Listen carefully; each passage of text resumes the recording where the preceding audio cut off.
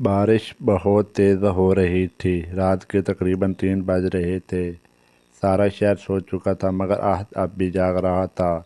وہ سڑک کے کنارے صرف ایک قبر کو دیکھ رہا تھا، ہاتھ میں سفید گلاب تھا اور آنکھوں میں درد۔ اچانک اس کے فون پر ایک پیغام آیا، اگر محبت سچی ہو تو قبر پہ جدا نہیں کر سکتی۔ احد کے ہاتھ کانپنے لگے، کیونکہ یہ پیغام اسی نمبر سے آیا تھا جو 3 سال پہلے بند ہو چکا تھا۔ وہ نمبر حیا کا تھا، وہی حیا جس نے احد کو دنیا سے زیادہ چاہا تھا، اور وہی حیا جسے اپنے ہاتھوں سے قبر میں اتارا تھا۔ احد فوراً فون کھول کر دوبارہ پیغام پڑھنے لگا۔ اس کا دل بہت زور سے دھڑک رہا تھا۔ وہ بار بار خود سے پوچھ رہا تھا، یہ کیسے ہو سکتا ہے، کیونکہ حیا مر چکی ہے۔ 3 سال پہلے احد اور حیا کی محبت پورے کالج میں مشہور تھی۔ دونوں ایک دوسرے کے بغیر ایک دن بھی نہیں رہ سکتے تھے۔ حیا بہت خاموش لڑکی تھی، وہ کم بولتی مگر احد کی ہر بات پر مسکرا دیتی۔ احد اکثر کہا کرتا تھا، اگر تم مجھے نہ ملی تو میں زندہ نہیں رہوں گا۔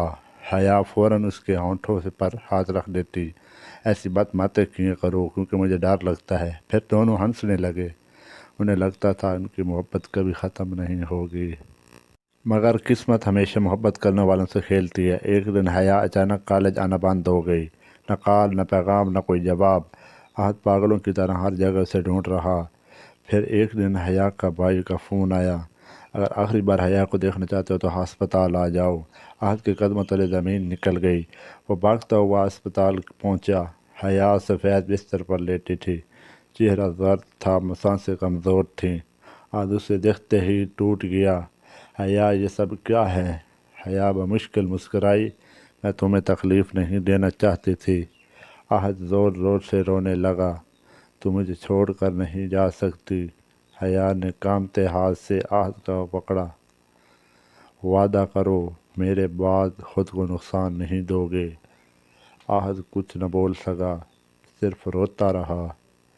پھر اچانک مشین کی آواز تیز ہو گئی۔ ڈاکٹر بھاگتے ہوئے اندر آئے، احد کو باہر نکالا، اور چند منٹ بعد ایک ڈاکٹر باہر آیا، ہمیں افسوس ہے۔ احد وہیں زمین پر گر گیا۔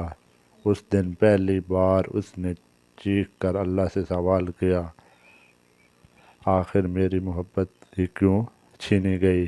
حیا کی موت کے بعد احد مکمل بدل گیا۔ اس نے لوگوں سے ملنا چھوڑ دیا، ہنسنا چھوڑ دیا، جینا چھوڑ دیا۔ وہ ہر رات قبرستان جاتا اور حیا کی قبر کے پاس بیٹھتا۔ لوگ اسے پاگل کہتے مگر احد کو کوئی فرق نہ پڑتا۔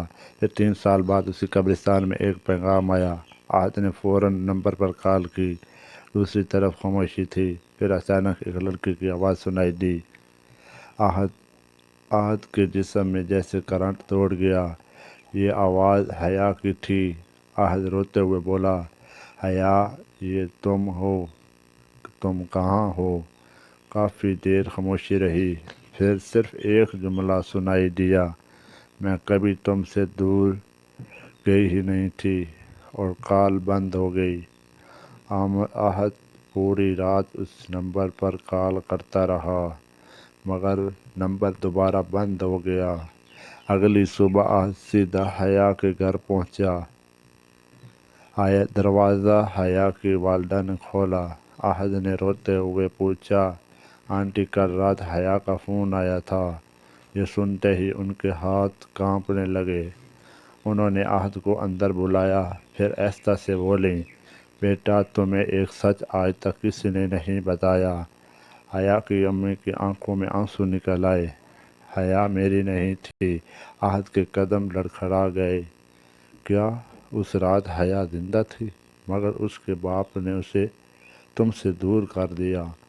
احد کی آنکھیں کھلی رہ گئیں۔ پھر قبر میں کون تھا؟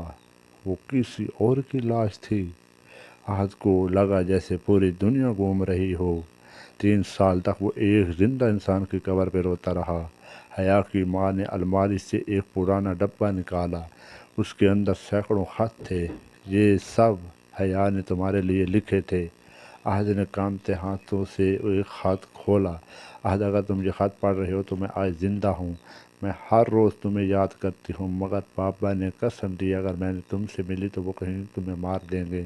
احد زور سے رونے لگا۔ ہر خط میں صرف محبت اور درد تھا۔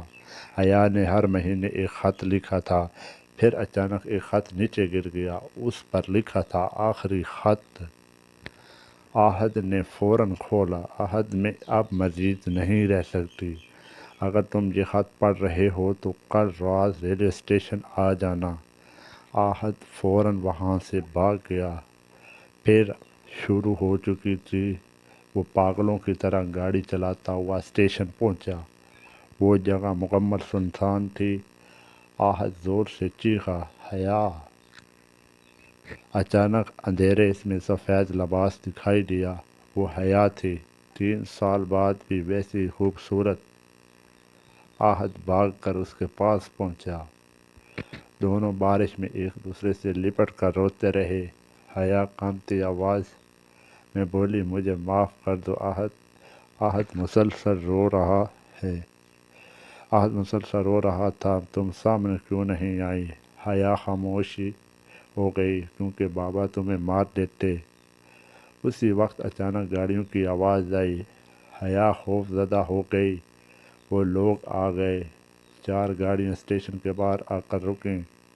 وہ ان میں سے حیا کا باپ اترا۔ اس نے غصے میں بندوق نکالی۔ حیا فوراً احد کے سامنے ہو گئی۔ نہیں بابا، خدا را انہیں کچھ مت کریں، مگر اس کے باپ پر جنون سوار تھا۔ اگر تم میری نہیں ہو سکتی تو کسی کی نہیں ہوگی۔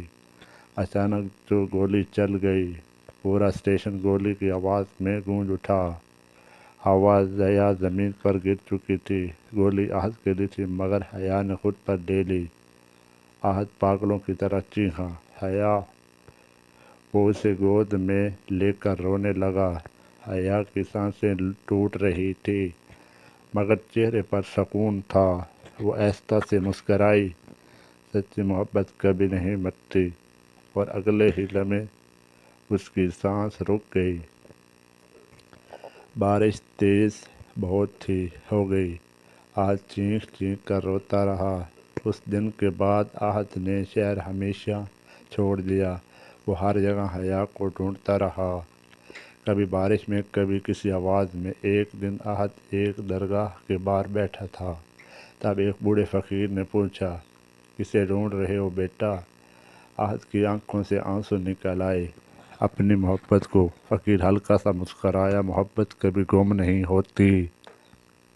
پھر اس نے احد کو ایک چھوٹا ڈبہ دیا۔ یہ امانت تمہارے لیے چھوڑ گئی تھی۔ اندر حیا کی ڈائری تھی۔ ہر صفحے پر صرف احد کا ذکر تھا۔ آج احد بہت ہنسا۔ آج احد نے میرا ہاتھ پکڑا۔ آج احد نے کہا وہ مجھے کبھی نہیں چھوڑے گا۔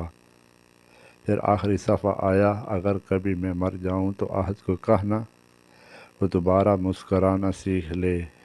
احد زور سے رو پڑا۔ اس رات بہت تیز بارش ہوئی۔ احد ایک چھت کے نیچے بیٹھا حیا کی ڈائری پڑھتا رہا۔ پھر اسے ایک کاغذ ملا۔ اس پر ایک پتا لکھا تھا، اگر کبھی بہت یاد آؤں تو یہاں آ جانا۔ احد اگلی صبح وہاں پہنچ گیا۔ وہ ایک چھوٹا سا گھر تھا۔